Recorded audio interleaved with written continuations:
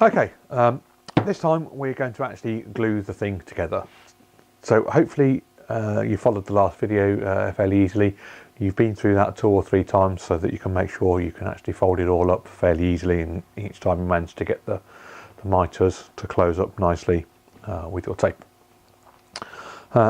If you do, move on to this step. If you don't, go back and do it again. Just make sure that you're absolutely 100% sure, because once you've glued it, you know you've glued it. So we just need to take these bits of tape back off again that were holding it all square. We'll just discard those, because once you've used them once, they don't really work again. Side. Give it a bit of a tap to remove that. There we go. Set that down. When we move these things around, we do have to just be a bit careful of these edges, because ply is very brittle and it will just chip off. If you get a bit that chips off, hopefully it doesn't chip off all of the way, and it's just hanging a little bit. Just leave it on there, and when we actually do the gluing up, you know, bring the tape over it, and the glue will, you know, hold it back into place for you. So we take that side off. We take away our interior parts.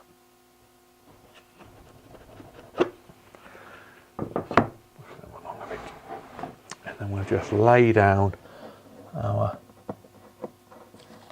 end piece and our top piece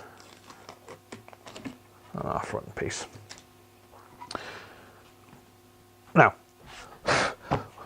when we come to glue, a couple of things about glue. We want to make sure that there's no dust and debris in the channels here, because obviously that'll firstly stop that closing up and obviously getting in the way of the glue a little. So just make sure that you've got nothing in there.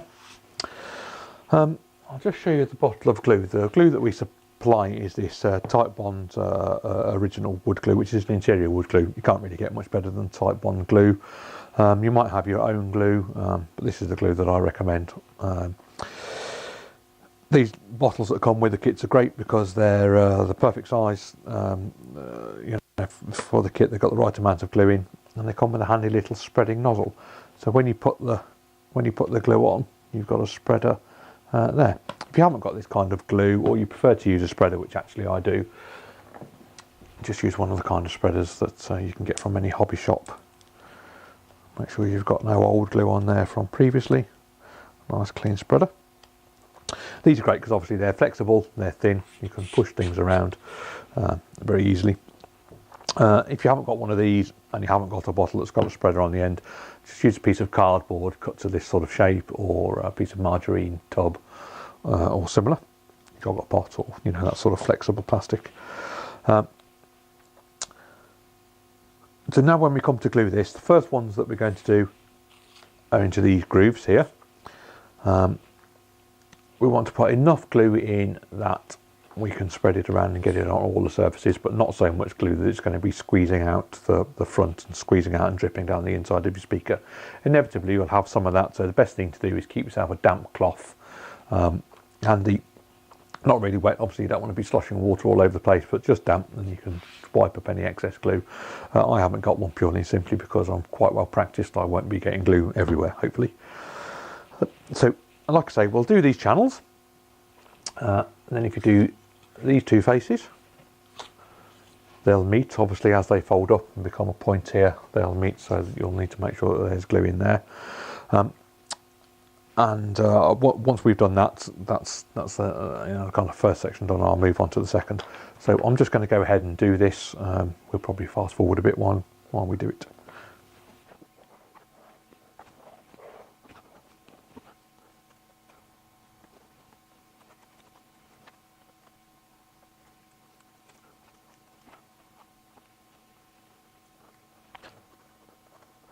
That's that first stage done. Make sure you've got it right down into the bottoms of those channels there, so when the point comes together, the glue comes right to the point. Hopefully doesn't seep through too much, otherwise we'll end up with those kind of gaps. The kind of glue acts as a little bit of a filler for those micro undulations that you get. We'll just do these other edges. When you're doing this at home, you probably just want to put a bit of newspaper or greaseproof paper or something similar down. Just stop glue going all over your dining room table.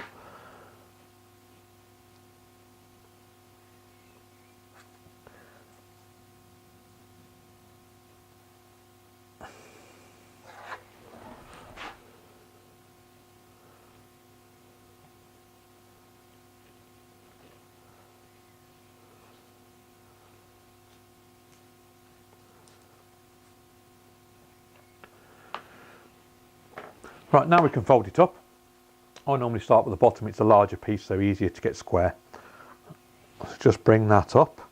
You'll find that when you get there, there'll just be just a bit of tension against it because you've now got the glue in the gap, and so it's much harder for that gap to close up. So this is where we'll need the tension of our tape. We'll just push those two together like that.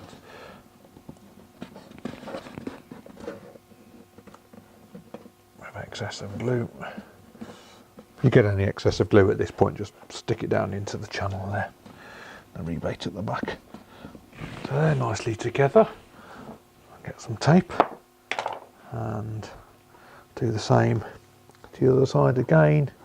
Just a little harder to push together than it was without the glue. Fold that over there like that. Any excess glue, just put it in the rebate over here. A tiny little bit. And that's a good point for you to use your wet cloth that we spoke about earlier. We'll get some more tape at this point.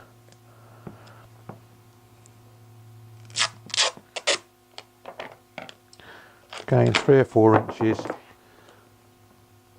Just go all the way along, making sure that they're together.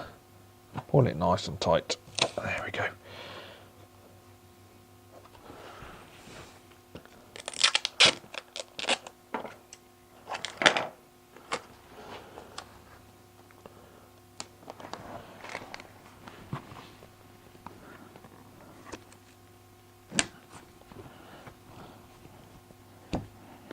That's it.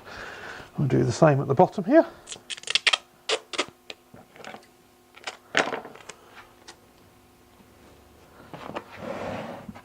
It's obviously easier for you to do this facing towards you. I'm obviously doing it facing towards you so you can see what I'm doing.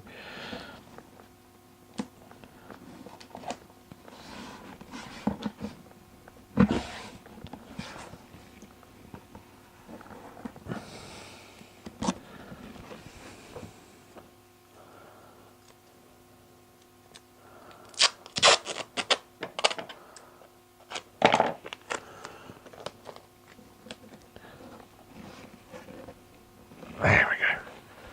That's on there nicely like that.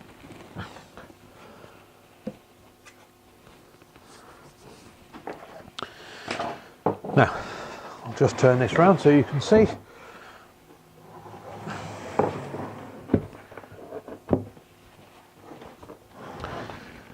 I'll put some glue in our rebates. Again, you just want to make sure there's no muck in there before you do. I already have. Squeeze that into there. Now, get your spreader, spread that along. We want to get this up the sides of the rebate a little, so try and get that up there. And the reason that we want to do that really is the larger glue area we can produce, the better for the stability of the joint. That's what joining bits of timber together really is all about, is the size of the glue area. The larger we can make the size of the glue area, and that's why we don't just glue bits of wood together. Generally we use some sort of rebate or dowel or domino system or biscuit system or something similar, just to increase the amount of glue that we've got in there. So that's got that up the, oh, a bit of muck there, look. That's got those up the walls there nicely. I'm just going to put a little more in the bottom of the groove there. Just a little bit. I scraped most of it up the sides. So that's great. The first bit that we'll pop in is the smaller of the bit that goes directly behind the driver. Remember, it got a rounded end one end and then just a quadrant end the other end. The quadrant goes in at the bottom there, and then the round over goes in at the top. There, push that home nicely. Then we'll take our second piece, and for the second piece we need to put some glue on here so that it matches up with our edge here. Now when we do that, we'll just spread that around a little with our spreader.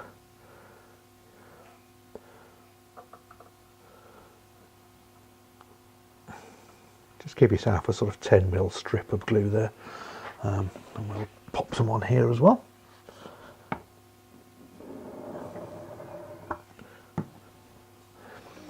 And of course we also need glue up here so that it glues the end of here.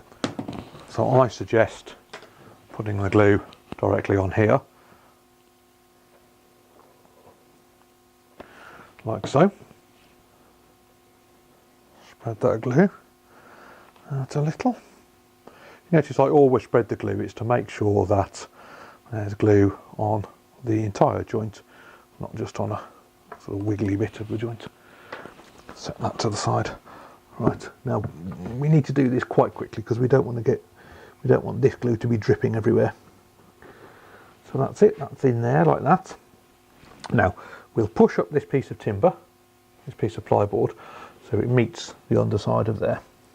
A little bit of glue in there, look, just wipe that away. Again, that's a good thing for a wet cloth. We'll be able to sand all of those things later anyway. Piece of tape we spoke about earlier, so wrap that around there, holding those two bits together so they've got a chance to bond together. Essentially we just need to close that line at the bottom of there. So that's that really at this point, and that's nice and square. We've spoken about this before. The thing that we now need to do is pop this side on. Again, no glue, there's no glue on any of this, we're just doing this so that we know that it all holds square. Pop that onto there.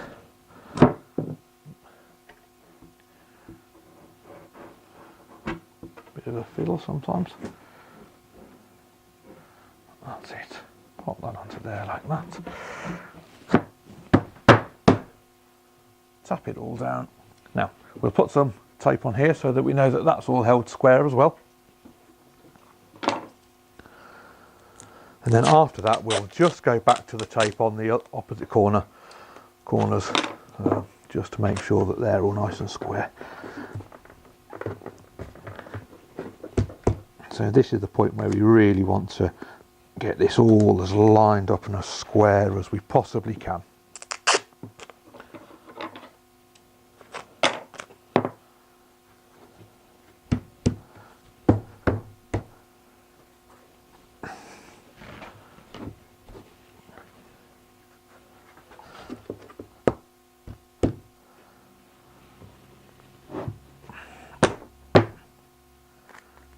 That's it.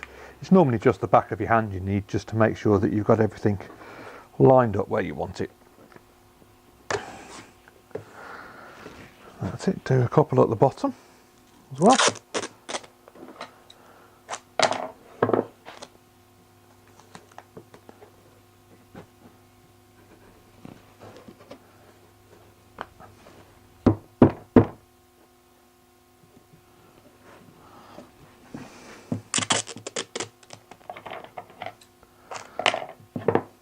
Just keep moving along.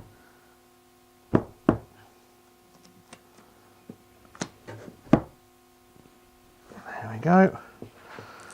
One more in that corner there. There. That's all nicely square. And we'll just go along this front and I'll get that nice and square as well.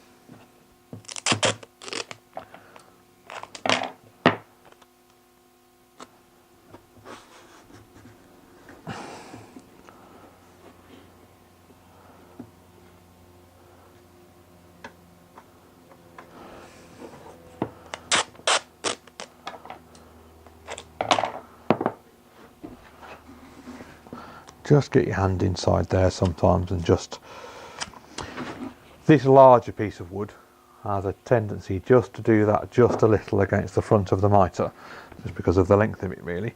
So just lift that up, push the front panel back towards it, fold the tape over the top like that.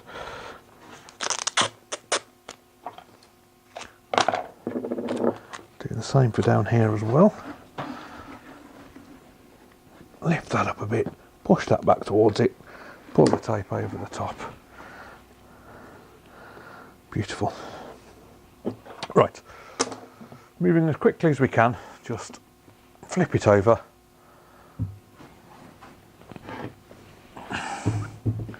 We'll just check all of our joints along here are nice and square.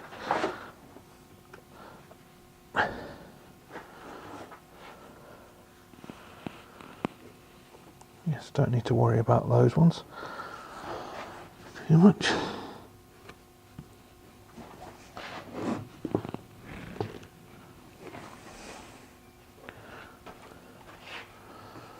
That's it.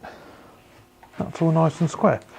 So, I mean, if it wasn't incidental, you can take off the piece of tape, use the back of your hand like we did on the other face. Just make sure it's all nice and square.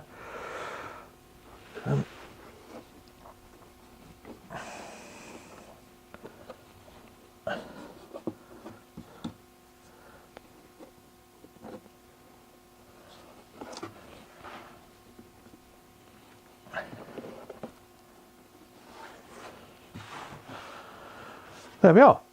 All we need is that to go off. This type on probably takes, you know, an hour to be, you know, reasonably well set. After, you know, probably half an hour, you could probably take the pieces of tape off and handle it if you just wanted to do a bit of initial sanding. That would be fine. Just don't move the cabinet around too much. 2 hours in any weather conditions, that's going to be as solid as it's going to get. At which point we'll take all the bits of tape off and glue the other side on and do the stuffing and the damping and bits and pieces, which will be in the next video. So if you just click next, pop along to the next video, I will have removed all of these pieces of tape. We'll have a bash at doing the stuffing together. Okay, thank you very much. Like I say, subscribe to the channel and you'll get further videos in the future. But just click next and move on to the stuffing video for now. Thank you very much. Bye bye.